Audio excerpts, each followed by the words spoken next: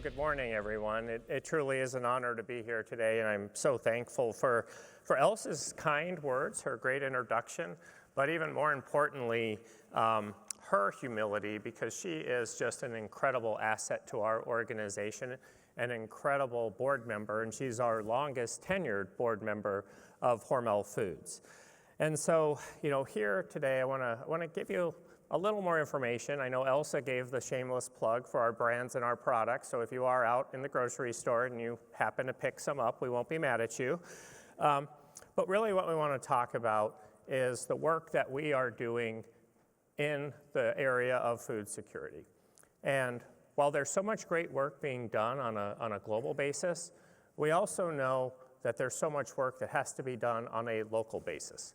And that if we're really going to solve the global issue of food insecurity, it's going to happen one community at a time. And so our goal is really to address food insecurity locally and at scale, but also have the ability to replicate it across the communities where we live and work. And so Elsa gave you a sneak peek into who we are. And I always like to say we're probably the biggest food company that most people don't think about. And we've got so many great brands that Elsa mentioned, but we are a $12 billion organization. And our corporate office is in a small town, Austin, Minnesota, 25,000 people. That's a short 2.5-hour drive to the north. And so our products are renowned and recognized around the world. So we have products that are sold in over 80 countries, and these brands are really important to us. Brands that are recognized by consumers and recognized by customers.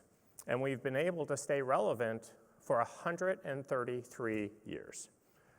And our founder, George Hormel, has instilled in all of us this mantra of innovate, don't imitate.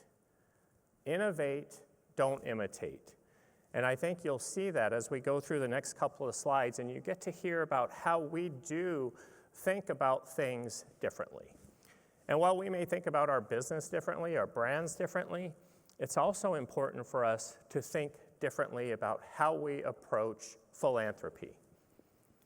And when I say we think differently about it, what I mean is we can write checks. We can donate thousands of dollars to all of the great agencies and organizations, and we do that, right? That's an important part, being able to resource those who are doing great work.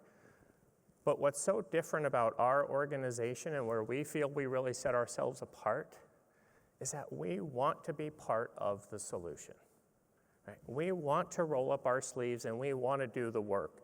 And so on the screen here, you can see some examples.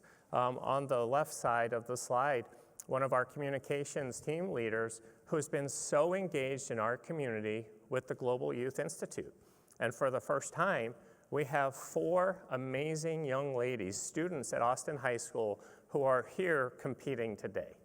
And that's a result of the great work that the collaboration between Hormel Foods, the public schools, and our team members. And so those examples are countless, and it's just what we do. Most recently, we set out on this journey to really reduce food insecurity in our county, Mower County, a county of 40,000 people, with the biggest town being Austin, Minnesota. But we knew that if we were going to achieve the results that we wanted, we had to think differently because we weren't seeing the results over time that you would have expected. And so rather than me telling you the story, we've got a short video that I think does a better job explaining the great work being done in Austin, Minnesota.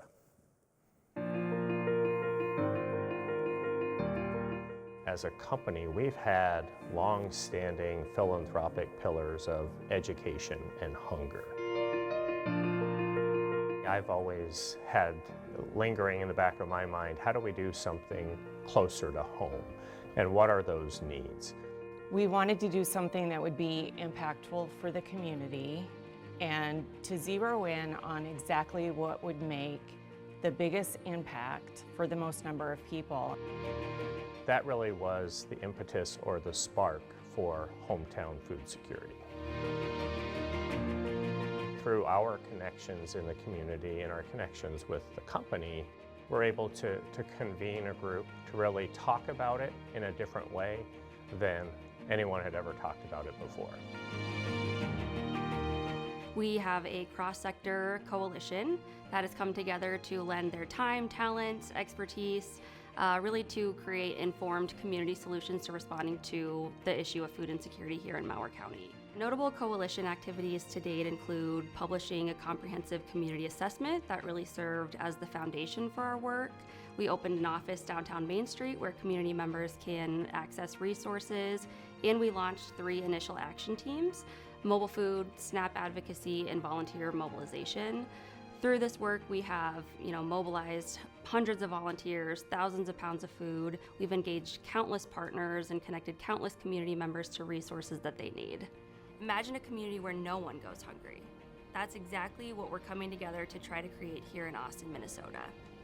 We're entering into a conversation that's a private situation with people and understanding what the real goal is, and that's to meet basic needs, and we're doing it because it's the right thing to do.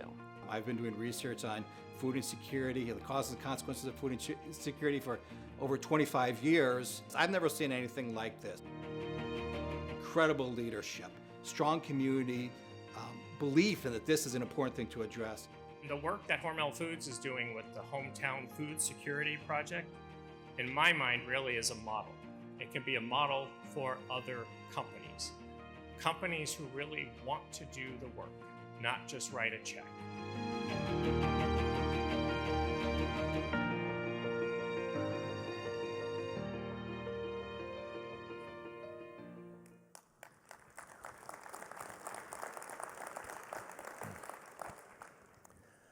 And we know that we can't do it alone, right? None of this work happens in isolation. And so being able to bring the community together in a way that we never have before, and strategically identifying who those partners are, the ones that are doing the work, right? The ones that are on the front lines each and every day, but being willing to think differently, to collaborate differently, to make a lasting change, to reduce food insecurity in our small town. And it's agencies like the United Way, the Salvation Army, but it's also the Mayo Clinic, because we know when we can properly feed our community and our citizens, right, that has a positive impact on health outcomes. When we can properly feed our students, it has such a significant impact in their educational process. And so there are so many people that are standing alongside us in this initiative. But right, we are not doing it by ourselves, nor are other communities doing it by ourselves. So, we're one of many communities and one of many efforts. But this is our example about how we want to think differently, how we want to carry this forward, how we want to make sure that it's scalable and sustainable in other communities.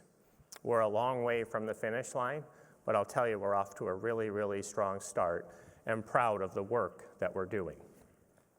But I think it's also important for all of you to hear from other great leaders who are doing great work.